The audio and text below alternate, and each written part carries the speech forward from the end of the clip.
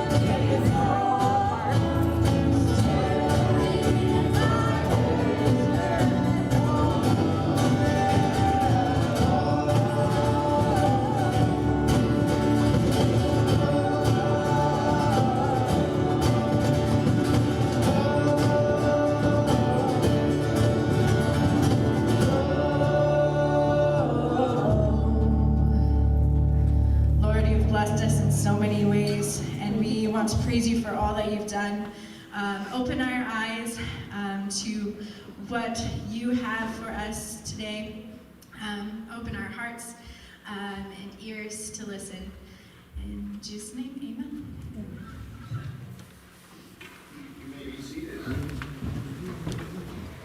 Good morning, Common Ground. Wow, oh, that got hot all of a sudden. Welcome to another Sunday morning of worshiping the Lord and just being together with one another, encouraging one another in love and good deeds, because that's what we are supposed to do here, isn't it? We want to encourage you with some opportunities that are available here. And the first one is the Wednesday night Bible study is no more.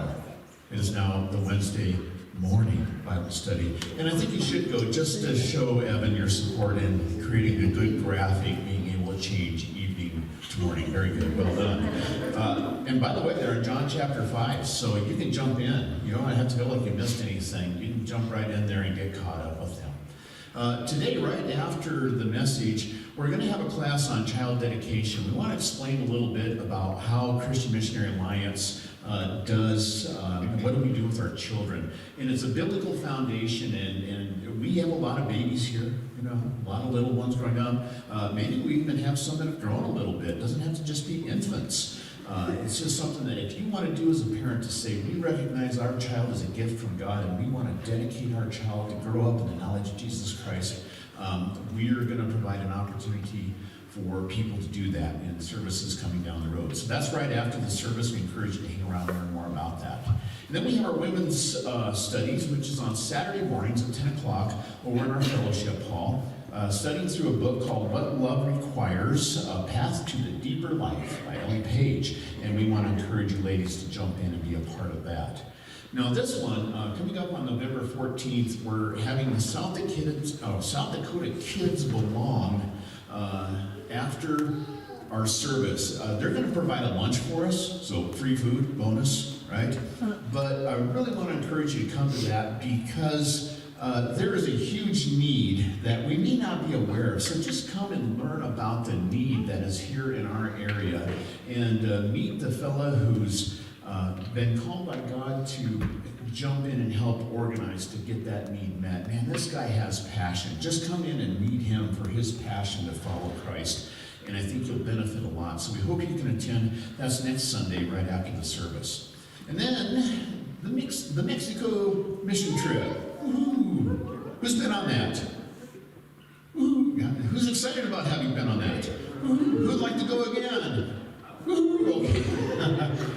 We're not saying it's going to happen, but we're not saying it's not going to happen.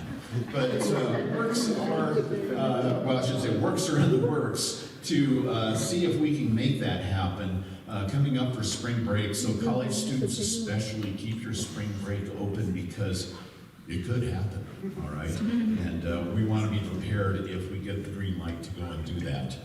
And then I'm going to invite Ted to come up here to talk about a really cool thing that's happening. So come on up, Ted. Welcome, Ted. Thanks for wearing your Team Jesus shirt today. That's awesome. Do you wear that to work too? Yes, I do. Good. Hi, I'm Ted. I'm not a public speaker at all, so I wish he was doing this instead of me. I don't even know where to start. He said I have 35 minutes, so I'm gonna... You got this! It's been on my heart since about 2016 to get a camper, RV, something like that, and put mobile showers in there for our homeless community who don't have a way to shower. There are so many places in this town that don't offer any place to shower. There used to be spots, but there aren't anymore. So our homeless have to go without showers for weeks. They can go to Hope Center, do their laundry, keep their clothes clean, but they can't clean themselves. So I was presented an opportunity to buy a camper. It's got space for 2 showers. It needs work, but that's exactly what I was looking for. So God just dropped it in my lap. It was an awesome thing. 2 years ago it was supposed to happen, but COVID happened, so it didn't. It wasn't in his timing. This one's in his timing because everything so far has just fallen right into place. I hate asking for any kind of help, but I'm asking for any of the brilliant minds that are in here who know how to put showers together and make them operational. I'm asking for your help. So that way we can take showers out into the street and have people get clean, because we all love to be clean. It helps our self-esteem, it helps everything about us, it helps our health even.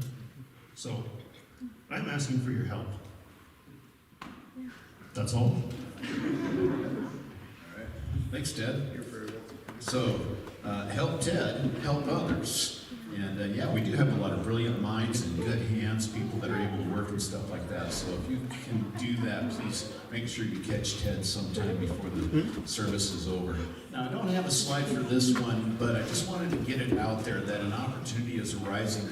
If you've never heard of the Perspectives course, you're going to hear about it now. The Perspectives course is probably some of the best training that I've ever taken in nearly 4 decades of Christian ministry.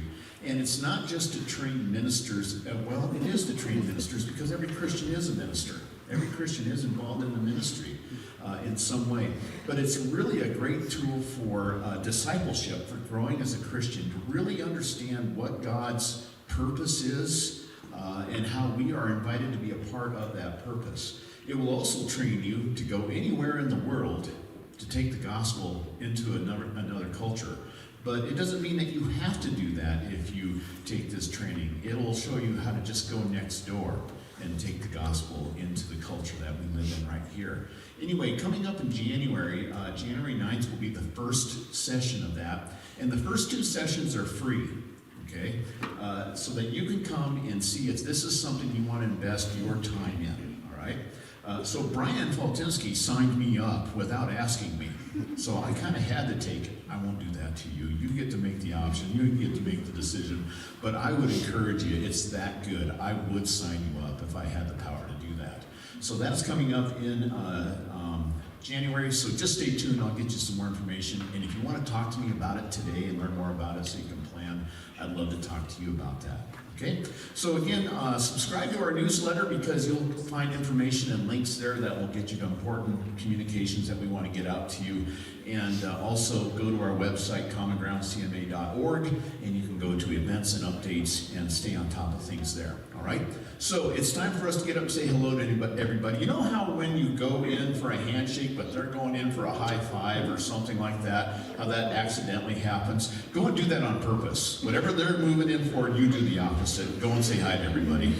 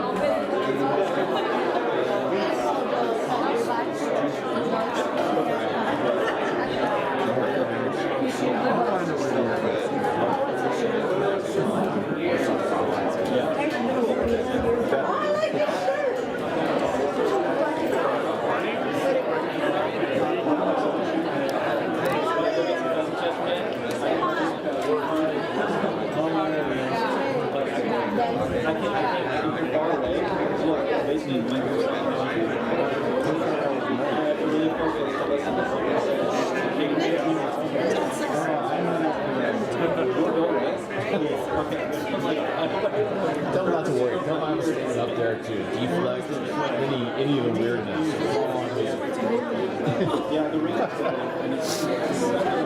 He did a great job. That's exhausting. That's hard to get up. I'm just trying to get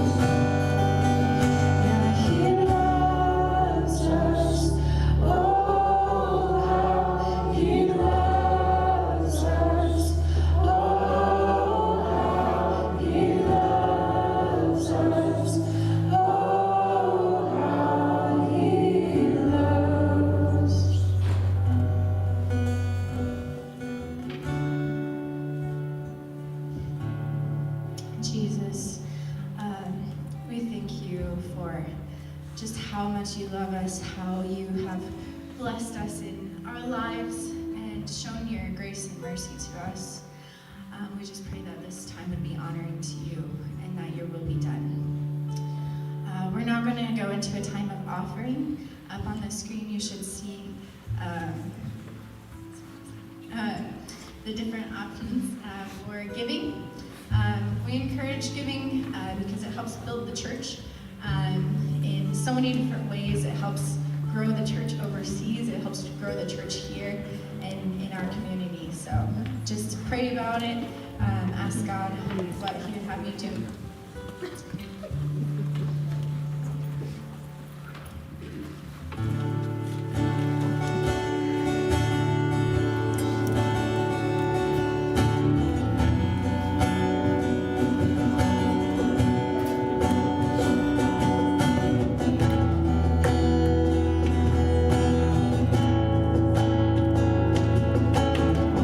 I see the King of Glory.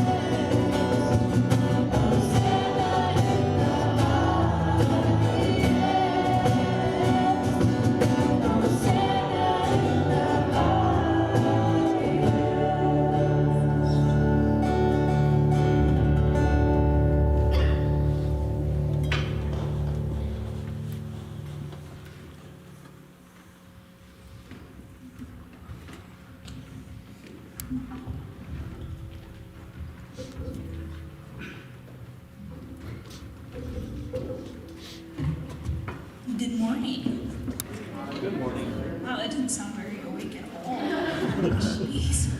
Welcome to Common Ground Church, guys. If you haven't been here before, thank you for coming. If you have been here before, welcome back. Faces old and new. Josh is here. If you haven't said hi to him, you definitely should. Hi, Josh. Hi, everyone! We're going to be going into a time of prayer, and today I thought we would switch it up a little bit from our corporate prayer time of asking for prayer requests and then praying at the end. And it might make some people uncomfortable, but what I want everyone to do is we're going to pray in small groups, 4 to 6 people if you can find them. If you can't, you can pray by yourself if that's more comfortable. But the things that have definitely been on my heart recently and that I think is important to share with people around you is how God has been working in your life. Because I think sometimes I especially get really pigeonholed in this spot of I haven't seen what he's been doing and I feel like I'm not doing as much as I should or getting in this place of how much am I producing?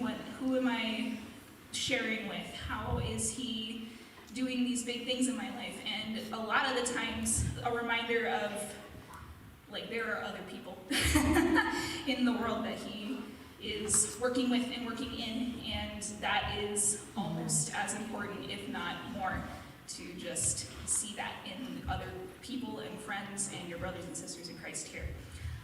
So what I'll ask of you guys is gathering in smaller groups, just like share the ways that God has been showing himself in your lives recently or in friends' lives.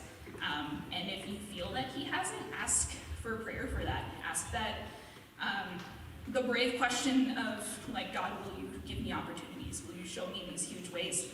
And even the small ways that you are in my life and in the world and just around. And as well, praying for people who need to see Jesus too. All of those things, I think, are hard to see and hard to think about when you are living your life for you. But when you start living your life for Jesus, that's different.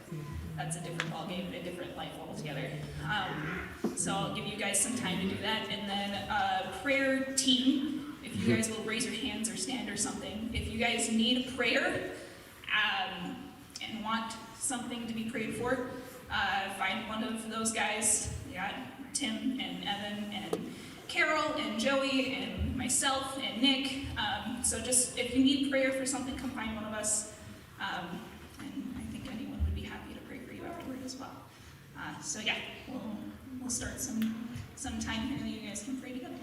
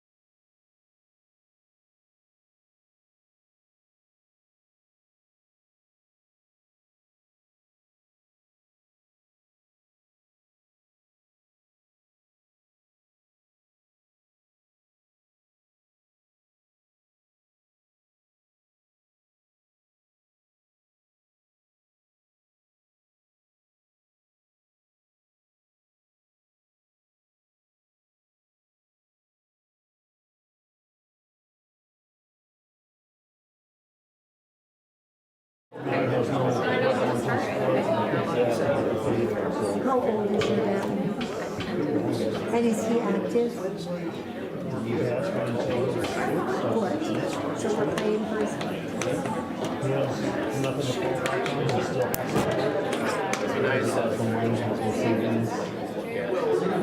little bitch.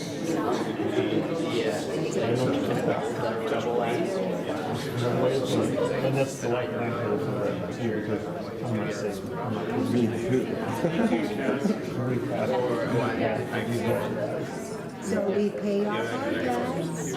Right. Well, we don't save to the point where we die. Like, you know, what's that song by Alanis Morissette where the guy he gets on his first airplane and it crashes, right?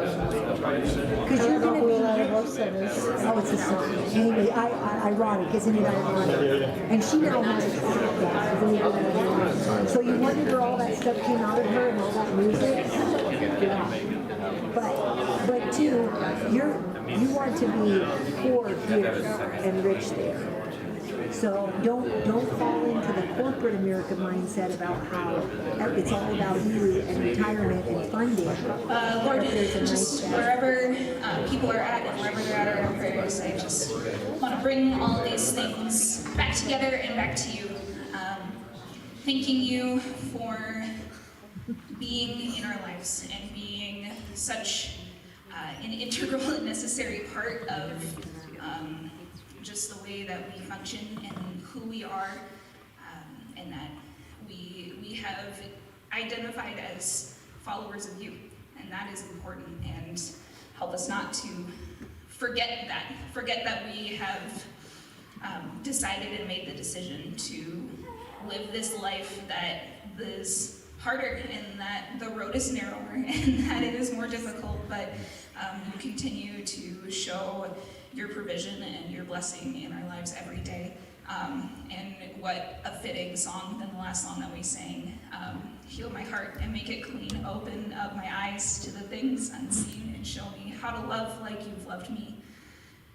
Lord, I just pray that in our daily lives and as we're moving on, that there are people that you place in front of us and opportunities and situations where we have the privilege and this awesome opportunity to share your love and your grace to people, whether they know you and know your name, whether they despise you and don't know who you are, or if they've never heard the name of Jesus before. I just pray that you open up our eyes to see when people are hurting and when people are struggling, so that we can share who you are into their lives.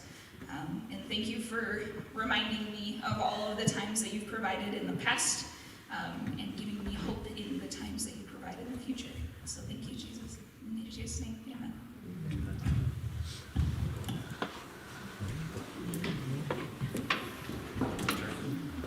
Good morning, church. I haven't met you yet. My name is Evan. I'm pastor here at Common Ground, and it's my privilege to continue on in our series we're currently going through called Disciple, where we are looking at what it means to be a disciple of Jesus, where we are looking at what are the key functions of a disciple. What are the things that a follower of Jesus does? And we're really focusing on the fact that a disciple of Jesus spends time with Jesus, right? Abides with Jesus. That a disciple of Jesus is like Jesus and does the things that Jesus does. And Nick started us off last week with a foundation of what a disciple is, and he explained that a disciple is someone who is a learner. A disciple is a learner, essentially. It's a student, it's an apprentice, right? That as disciples of Jesus, we are apprentices of Jesus. And that is, if you're familiar with the term apprentice, an apprentice is someone who is usually looking to learn like a trade or a job. And so they will enter into a relationship with someone who is an experienced, carpenter or plumber or electrician or Jedi Knight, and they would follow that person in relationship in order to learn how to do that job, in order to take on the skills, the characteristics, and the abilities that that person has to do that job, so that they can then one day do that same job. And that's essentially what being a disciple of Jesus is. It's saying, I want to do what Jesus does. I want to be like Jesus.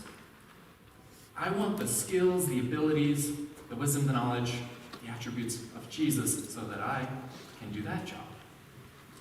So now I want to start off with this question for you guys, because anytime you're looking for an apprenticeship in what we would consider, regular work, we think, okay, well, I'm going to apprentice under this person because I want that skill or I want that job, or this person is good at that thing, and so I want to follow them because that thing, or I want to apprentice under them because they are good at this. So I want to pose the question on you, and I want to give you just a minute or two to talk to those amongst you. What is Jesus good at that you want to be good at? Have you thought about that before? What is Jesus good at that you want to be good at? Now, I don't want to hear the smart aleck responses like, oh, Jesus is really good at saving the world or getting people out of hell. Okay, let's just be honest for a second and actually consider, what is Jesus good at that you want to be good at?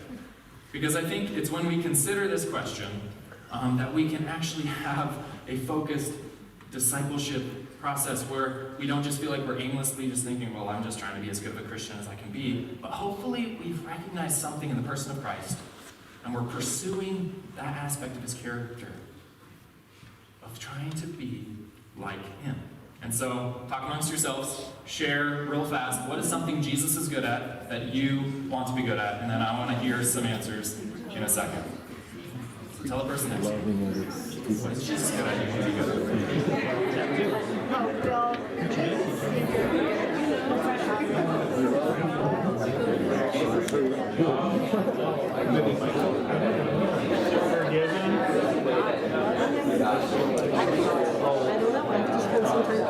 There's like right now, we need to purchase.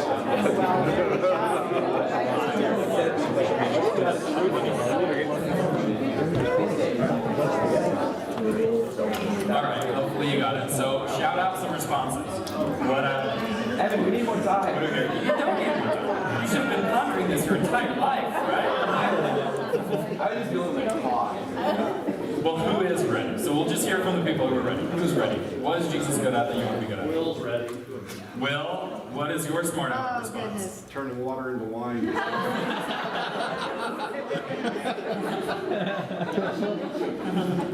So you mean like bringing joy to life in situations, right? Oh, yeah. Yeah. Anyone else? Preaching some jokes. No, I'm kidding. Being able to understand what people need through building those relationships. Understanding what people need through building relationships. Andy? Almost too scary to voice, but being interrupted.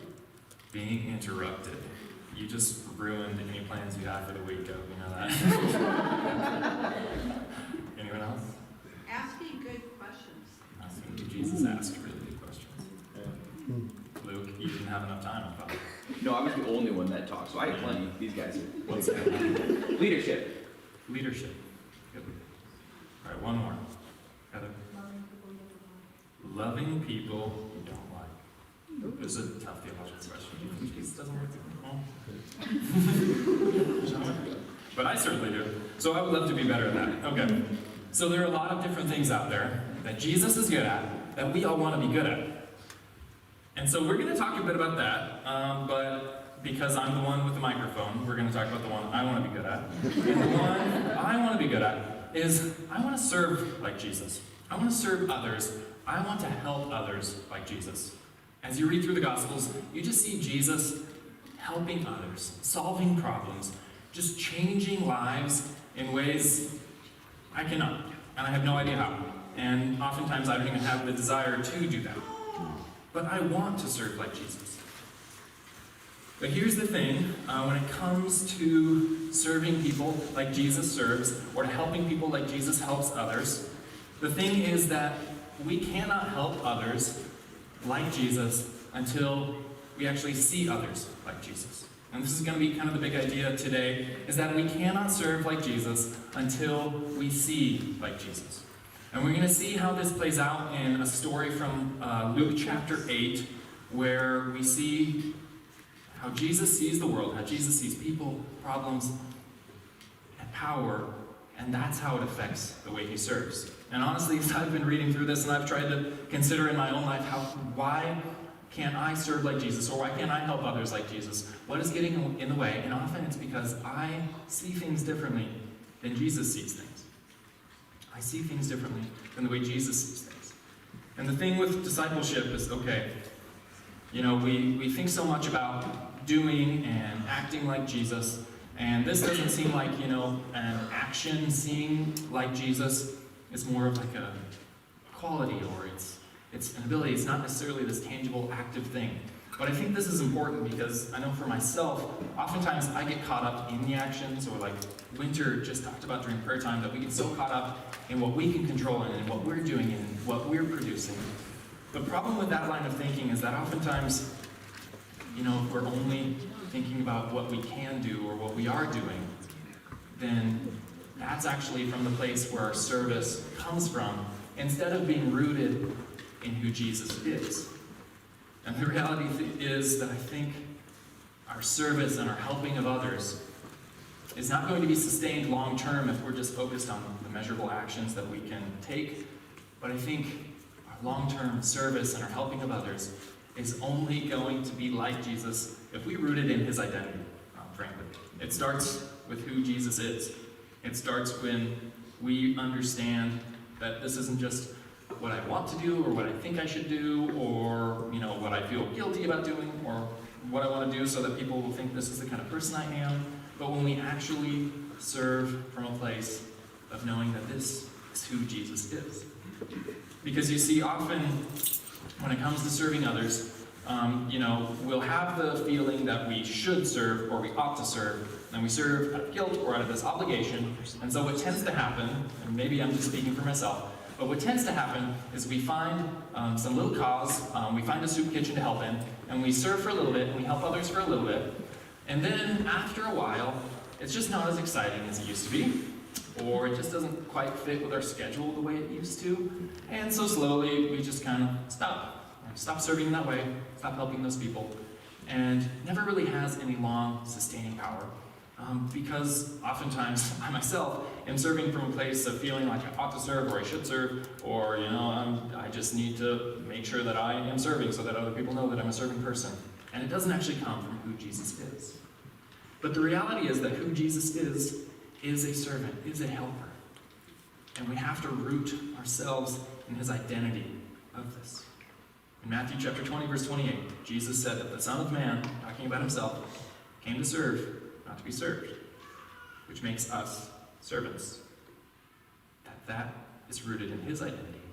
And as his apprentices, as his followers, as people who want to do what he does, we are servants as well. And so we root our identity in the truth of who he is. And as you already saw on the screen here, as we seek to serve the way Jesus serves, by seeing the way Jesus sees, we see in this passage that we're going to read in Luke chapter 8 really three things, or three ways that Jesus sees. We're going to talk about the way Jesus saw people, the way Jesus saw problems, and the way Jesus saw power. And it's alliterated, and I'm really proud of that because I'm never good at alliteration. So anytime I do, I'm like, oh, I finally got it. Pastors do it every week, and I might get it once every 6 months. But I finally got it. So we're going to look at the way Jesus saw people, the way he saw problems, and the way he saw power. And we're going to do this by looking at Luke chapter 8, starting in verse 40. So if you haven't found your way there, hopefully I gave you enough time to find your way to Luke chapter 8, verse 40. We're going to go through this story, and this is really an amazing story. Hopefully we're able to kind of pick this apart and really kind of learn something about who Jesus is and how he sees the world through it. Especially because the way that the Holy Spirit led Luke, who wrote this book, to tell this story, is that he weaves actually two stories together in one. In this story, we're going to see these two different people in these two different lives woven into one with the intent of showing us the similarities of these two different people and with the intent to show us the contrasts as well. And it's from that that we get a picture of how Jesus sees the world, of how Jesus sees people, how Jesus sees problems, and how Jesus sees power. And so he starts with story number 1, and it's about this guy named Jairus. And actually, I'm gonna grab a Bible. I forgot right up there. But we're gonna see this story about a man named Jairus, or if you really want to be a tryhard to pronounce his name correctly, it's gonna be Jairus. but we're not trying to impress anyone, so we're going to call him Jairus. I'm kidding, I'm trying to impress you, I wasn't. But so it's going to start in Luke chapter 8, verse 40. And the first thing we're going to see is the way that Jesus sees people. So Luke chapter 8, verse 40. Now when Jesus returned, the crowd welcomed him, for they were all expecting him. Then a man named Jairus, a ruler of the synagogue, came and fell at Jesus' feet, pleading with him to come to his house, because his only daughter, a girl about 12, was dying. Okay, pause there. So we're looking at Jairus here. Now we see a few different things about Jairus right off the bat, but we don't see much. And actually it's as we get into the story a little later that we're going to learn a little more about him. But at this point, we've just learned a few things, that basically he's like a leader and a dad. But we're going to see that his story is also woven into a story about this other woman as well. And that's where we're going to learn a lot of things. Because from the outset, it doesn't look like we learned much about him, but we actually, in those 2 verses, just learned a huge amount of information about Jairus. The first thing is very simple. Jairus is a man. We learned that, okay? Don't overlook that. That's pretty significant. Being a man back in the 1st century was, a much bigger deal and gave you a lot more authority and a lot more power and a lot more social credit in that society than it does today. And so Jairus, as a man, first off, has great power and authority just because of that. The second thing we learn about Jairus is his name, first off, that his name is Jairus. And I don't know if you've noticed it in the Gospels especially before, but that the Gospels don't name people all that often. All the time, people will come and interact with Jesus, and it just tells you they were a leader in the synagogue, they were a Pharisee, they were a Sadducee, they were a man, they were a woman, and it doesn't tell you their name. But the fact that Luke, the Gospel writer here, gave us Jairus' name means that his name means something, right? He's significant. He was well known. To say that this was Jairus, people in that time would have known who Jairus is. Otherwise, just leave it out. Just say some dude. So he must be pretty important. And we know that it's important because it says that he's a ruler in the synagogue, right? A ruler of the synagogue. So he also has this sense of like political and cultural power. And the ruler of the synagogue at this time wasn't like a priest. He wasn't doing like priestly duties. His role would have been more like a judge, or more like, I don't know, like a denominational president, so to speak, in Christian churches, where he oversaw all the work at the synagogue there. And then we also see something in the way that Jairus interacts with Jesus. This man named Jairus just came and fell at the feet of Jesus. Walked right up to Jesus and fell at his feet. Now at this point in his ministry, Jesus was a bit of a local celebrity. He typically would have had a crowd following him, or he would have had quite a few people around. And it's not always easy to kind of get through and navigate through a crowd to get to someone who the crowd's following. But nonetheless, Jairus here, walks right up in front of Jesus in the middle of a crowd and fell at his feet and conveyed this act of honor and glory on Jesus. Walked right up to him. And one of the things that we can tell from this, I guess we can kind of speculate 2 things. One, either Jairus was just very bold. He was just a bold guy, very confident, which is probably likely. Or this is another sign of his influence, of his power, of the fact that when people saw Jairus coming, they're going to step out of his way. They're not going to get into his way because he's Jairus. He's important. He's this important guy. And then he falls at Jesus' knees, and he invites Jesus to his house. Okay, he believes, first off, that his sick daughter is important enough for Jesus to forget everything he's doing. Wherever you're going with this crowd, Jesus, my daughter is important enough for you to take a detour and to come and to heal her. And so this was also probably a sign of Jairus' boldness, or of his influence, of him making the statement, Jesus, my daughter is important enough for you to come. So these are some of the things that we learn about Jairus just in 2 verses. And now, let's continue on the next 2 verses, and we're going to see Jairus' story interwoven with another person. Verse 43. As Jesus was on his way, the crowds almost crushed him. And a woman was there who had been the subject of bleeding for 12 years, but no one could heal her. She came up behind him and touched the edge of his cloak, and immediately her bleeding stopped. So pause there. Okay, now what do we see that's different about this woman and about Jairus? First one's obvious. She's not a man. She's a what? Okay, you guys are killing it. This is great. She's a woman. Okay. So now a woman in this culture already meant she had less power, less influence than Jairus. She's a step down from Jairus there. Okay, now what is her name? We don't even know. Doesn't give her name, does it? She's kind of a nobody. She's just a woman in the crowd. The reality is that if they gave you her name, you wouldn't have known anything about her. And people then, even around her, probably didn't know anything about her as well. And then it tells us that she's been struggling with this illness where she's been bleeding for 12 years. So now she's an unnamed sick woman. Unnamed sick woman. And this particular sickness actually would have even been treated as extremely as something like leprosy. So because of this permanent bleeding, this woman would have essentially been cast out of society.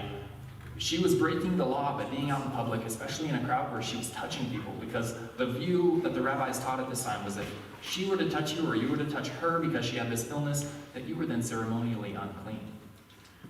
So she was an outcast in society. She was someone who really had no social significance and was unnamed, was walking around in this crowd, hoping that no one would see her, hoping to hide there. And she was quite literally an outcast.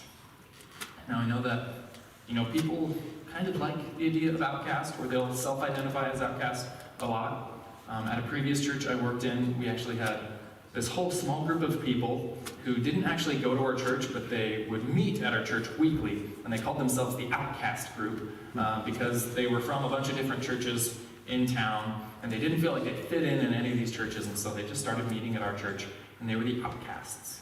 And when I saw their posters up and like everywhere, all over our church, and heard that none of them actually came to our church, I just thought I'll like pop into one of their meetings and kind of get to know them and see what the deal is. And basically that's the story they told, is like, oh, we just like went to these other churches, but we didn't feel like we fit in, and so we're the outcasts and we just meet in this group.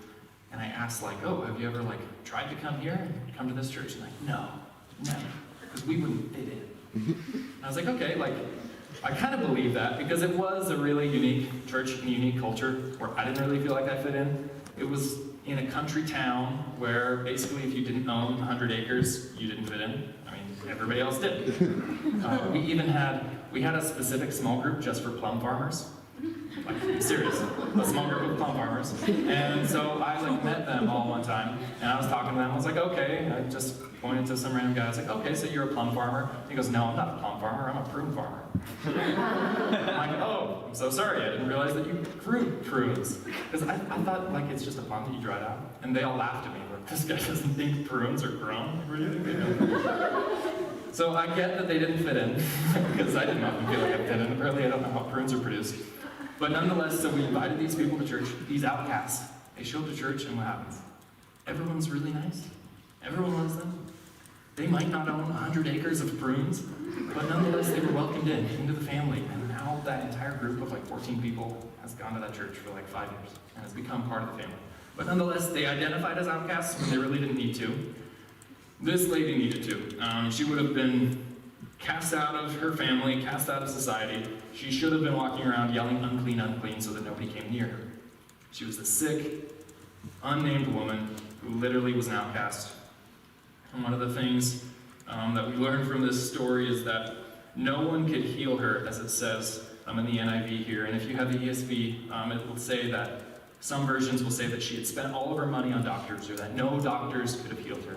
And what would have happened to someone with a condition like this at that time is, because they wanted so badly to get back into society, they were easy prey for scam artists or for people who would just pitch something to heal you, because they thought, I will do anything and everything I can to get back in society and to not be an outcast.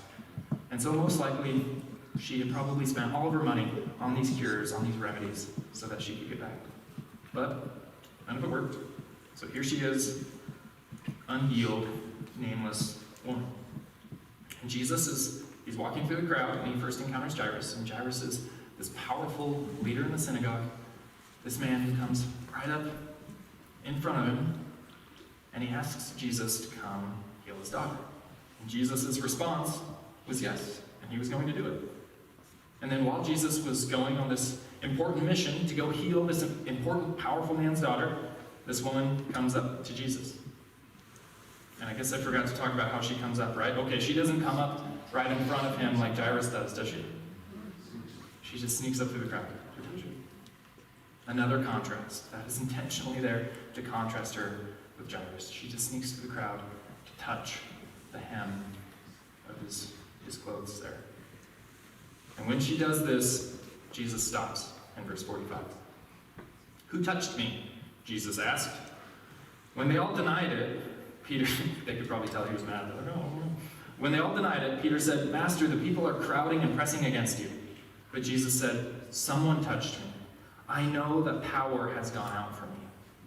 And I honestly have no idea what this means, that power shot out of him somewhere. But this is an incredible moment. This is an incredible moment. Verse 47. Then the woman, seeing that she could not go unnoticed, came trembling and fell at his feet. In the presence of all the people, she told why she had touched him and how she had been instantly healed. And then he said to her, Daughter, your faith has healed you. Go in peace.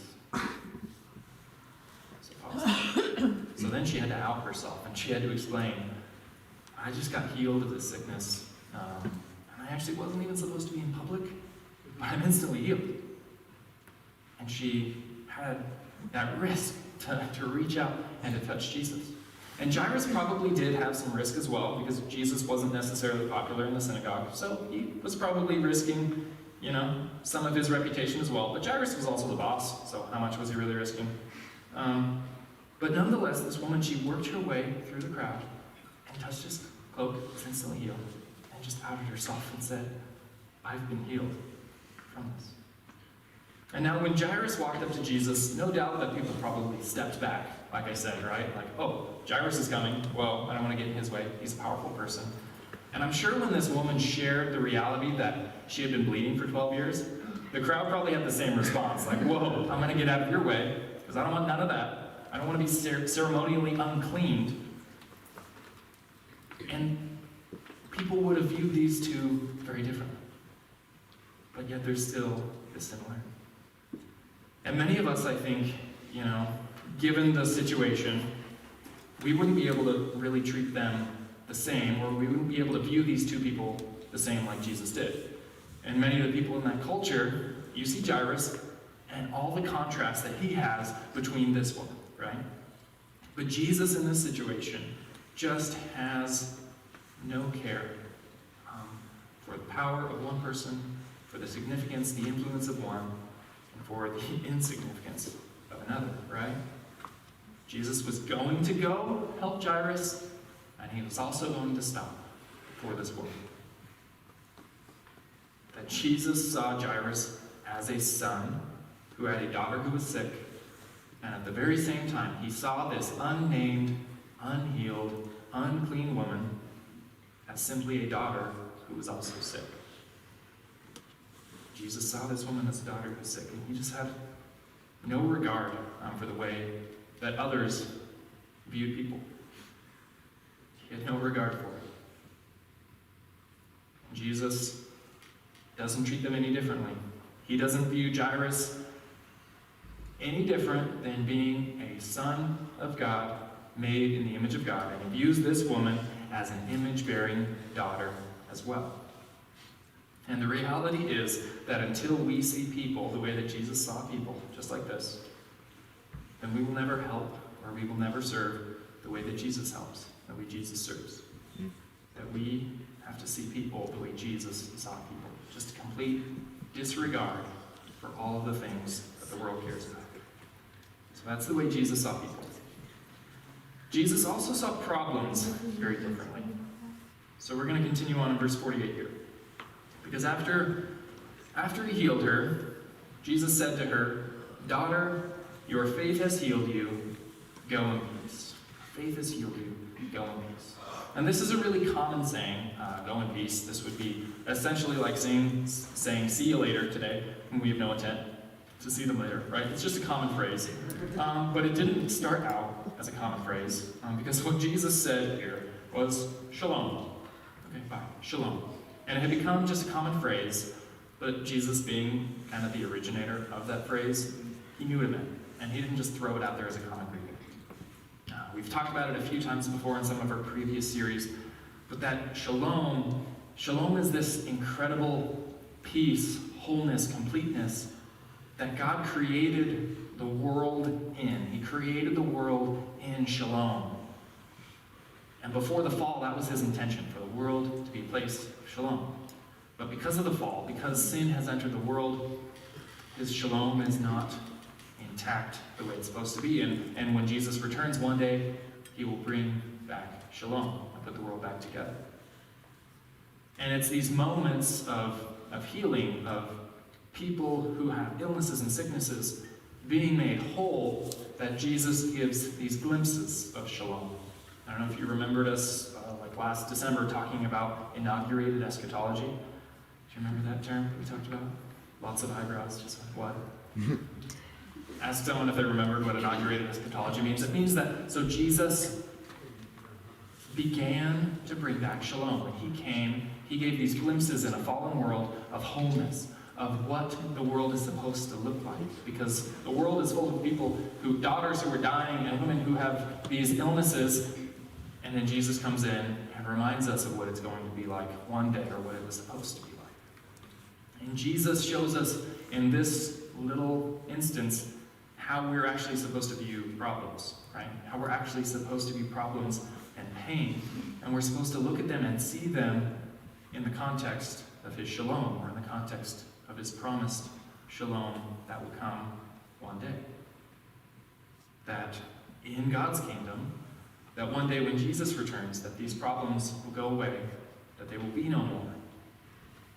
And in light of this, these problems don't quite seem as big anymore, do they? These problems don't seem like that big of issues.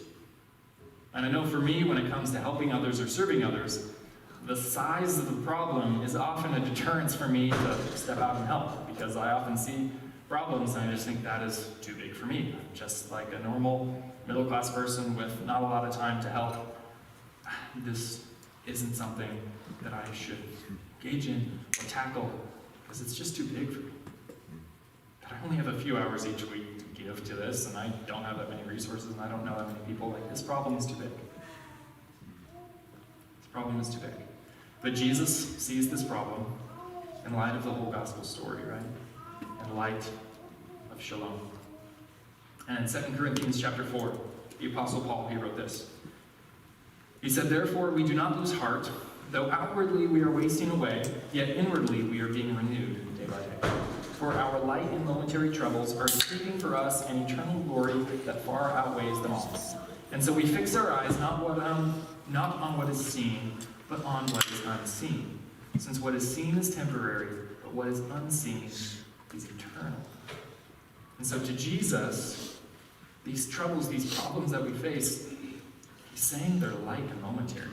He's essentially saying that our problems, the biggest problems that we can see, are small. And now I know that this is a really hard thing to hear, and it really feels like, oh, we're minimizing our problems or minimizing our pain. But it's really not minimizing the problem or minimizing the experience of pain. It's just maximizing the hope of shalom. It's putting it in context that this is a huge problem. Jesus is affirming that. But what I can do and my ability is so much bigger. And it's in comparison here that our problems, our troubles, are just light and momentary. And Jesus is calling us to see our problems, to see our pain, to see the things that people are going through in the context of the full gospel, in the context of shalom, in the context of what he can do about that problem. And when compared to that, we see that he is much bigger, much more powerful, much more permanent than any of our problems could ever be. To see our problems in this light. Continue in verse 49 here. While Jesus was still speaking, someone came from the house of Jairus, the synagogue leader. "Your daughter is dead," he said. "Don't bother the teacher anymore." Hearing this, Jesus said to Jairus, "Don't be afraid, just believe and she will be healed." When he arrived at the house of Jairus, he did not let anyone go in with him except Peter, John, and James, and the child's father and mother. Meanwhile, all the people were wailing and mourning for her. "Stop wailing," Jesus said. "She is not dead, but asleep." They laughed at him, knowing that she was dead. But he took her by the hand and said, "My child, get up." Her spirit returned to her, and at once she stood up. And then Jesus told them to give her something to eat. Her parents were astonished, and he ordered them not to tell anyone what had happened. So for Jairus, this problem looks too big. And this person from his house even came up and said, "Hey, it's too late. She's dead. Don't bother Jesus anymore. This problem's too big." But this problem wasn't too big for Jesus, was it? It was light and momentary compared to what he could do. And Jesus told Jairus, "Don't be afraid. Just believe and she will be healed." And it looks like in the chronology of the story that Jesus was able to say this to him immediately after Jairus was able to witness this act of healing for this woman. So this insignificant, unnamed woman with this bleeding problem that no doctors could seem to fix was just healed. And Jairus witnesses this. And then Jesus looks at Jairus and says, "Don't be afraid, just believe, and she will be healed." And Jesus was calling Jairus to see things through his eyes, to see that this problem isn't too big. Your daughter is dead. That seems like a lost cause. But don't be afraid, just believe and she will be healed. See this problem through the context of me and what I can do. And the reality that even this uncurable illness can be healed by me from just the touch of the end of my robe, from just the faith of this woman, who Jairus probably wouldn't have thought had very big faith. This is the call that Jesus puts on us then, to view our problems, our pain, our situations, the situations in front of us that seem too big for us to handle, to view them in light of what Jesus can and will do here. The fact that he, with just the touch of his garment, can heal this disease that's been going on for 12 years. Or that he can walk up to a dead person and simply say, "Get up." Or in some versions, it'll just have the word "arise." And in one word, this lost cause is not a lost cause. It's actually a very small problem to him. Arise, and all of a sudden she is alive. And honestly, for those of us who follow Jesus, whose hope is built on the resurrection of the dead, in contrast to a lot of the different problems that we will face, if our hope is built on the resurrection, then the problems that we face should seem insignificant as well. That if we are people who believe that Jesus raises the dead, then we can be people who believe he can heal sickness. Because in comparison, I don't know how you would gauge things, but I would put death as probably being more complicated than healing sickness. Jesus, in this case, showed that. Don't be afraid, just believe and you'll be healed.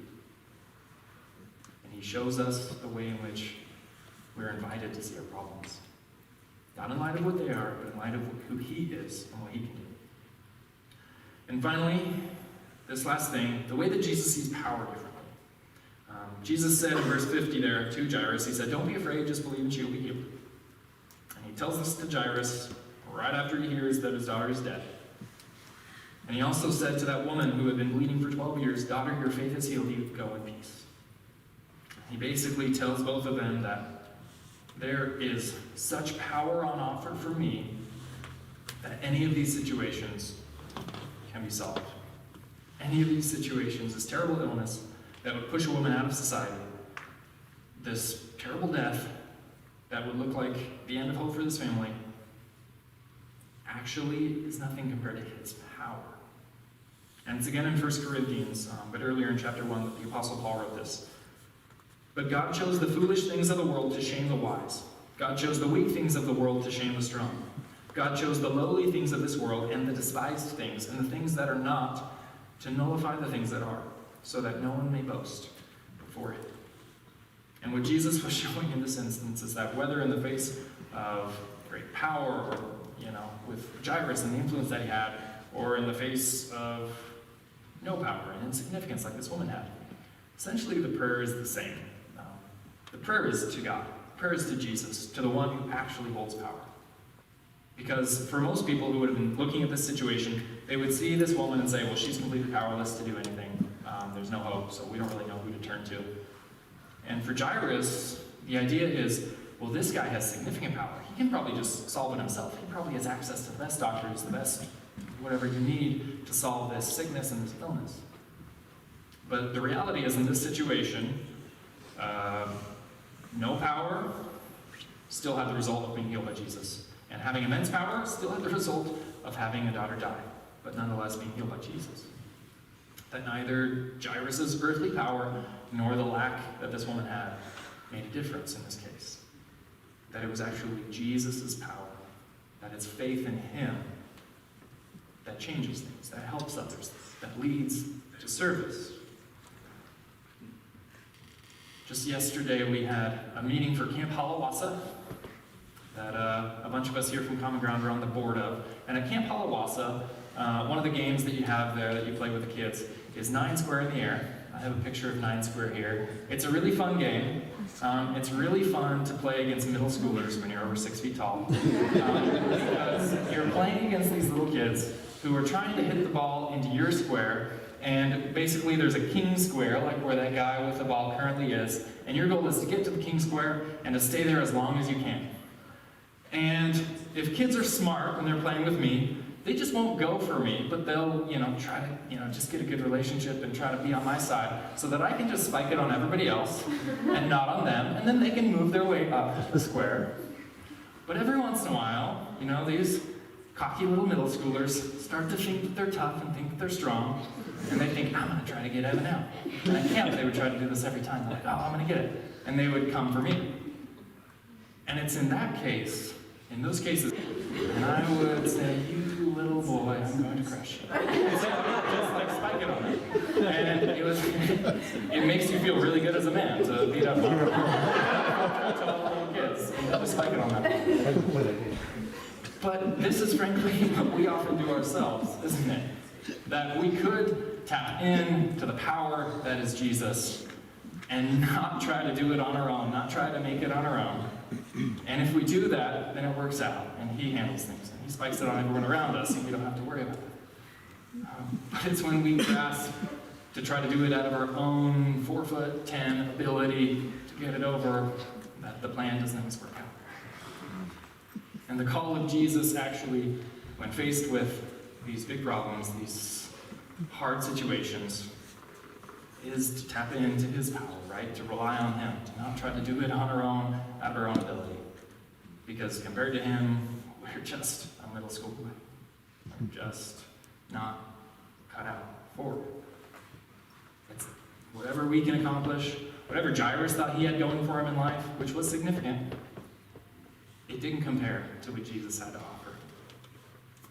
And it's actually only when we see that real power and the real ability to change things belongs to Jesus and Jesus only, then we'll be able to serve, then we'll be able to help the way Jesus helps, the way Jesus serves. And so that's what we learn in this story. That if we want to serve like Jesus, if we want to help like Jesus, then we have to see like Jesus. And it's only when we see every man as simply God's son, and every woman as simply God's daughter, that we're able to serve them the way he does.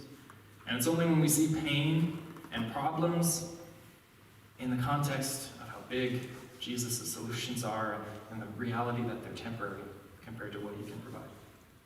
And it's only when we see that real power belongs to him alone that we rely on him, not on our own effort.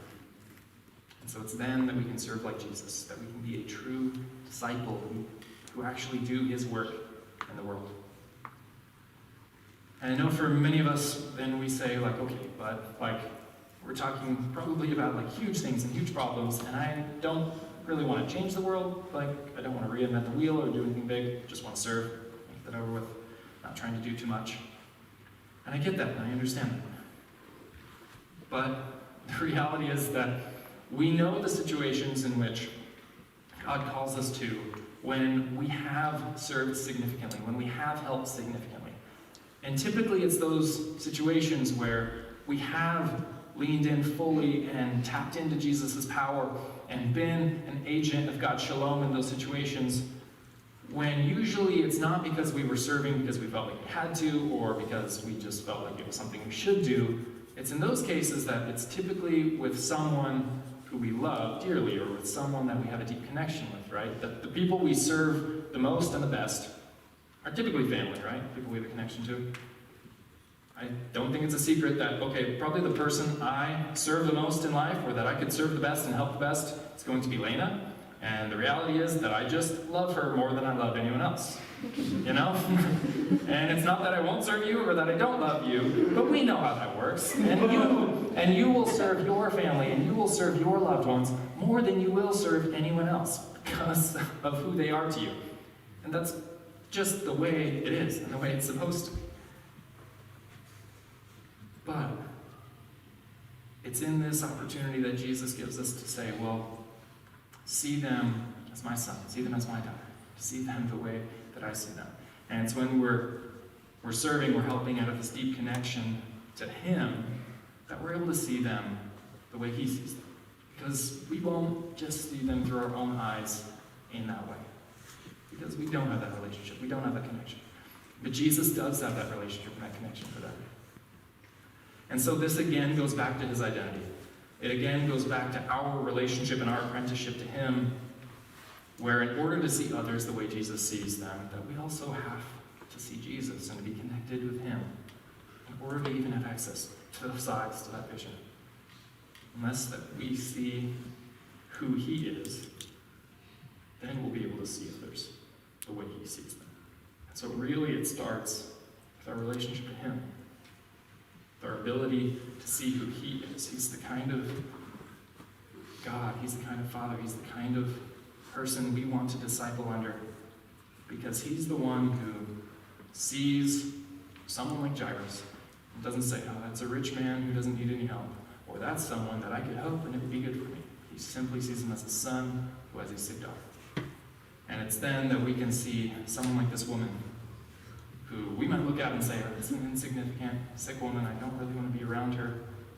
But we can see her as Jesus sees her, as simply a daughter who is sick and in need of being made whole.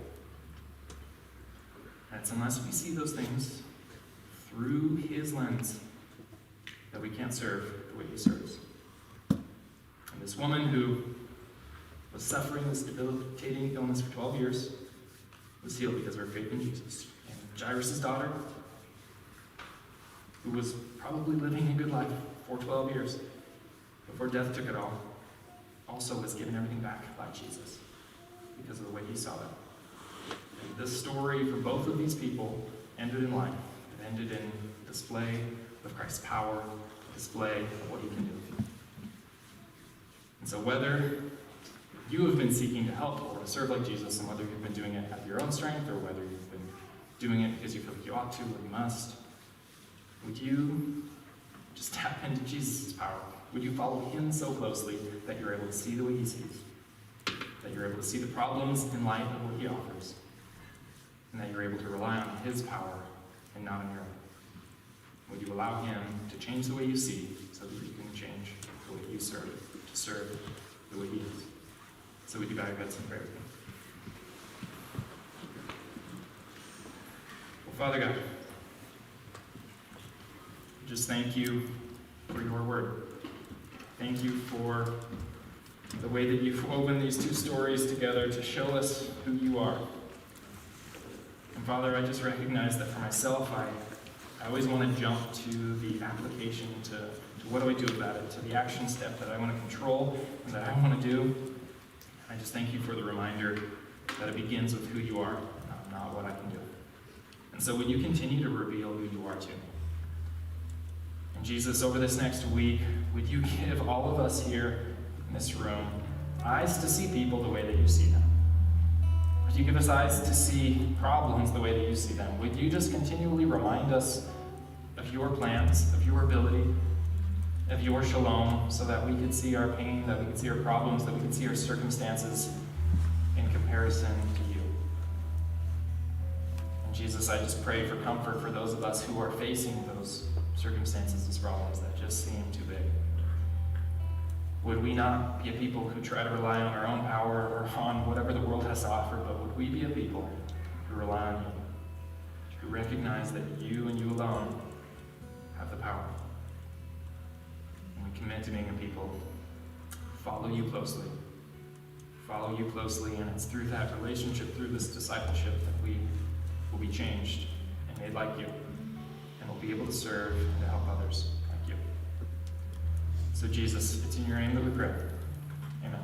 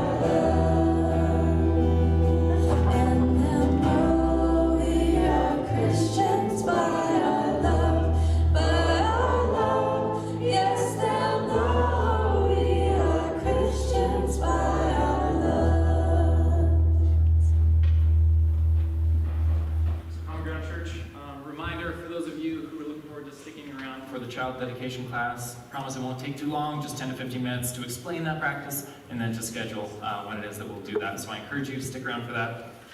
And then as you go, would you go with the words of Romans chapter 12? Love must be sincere.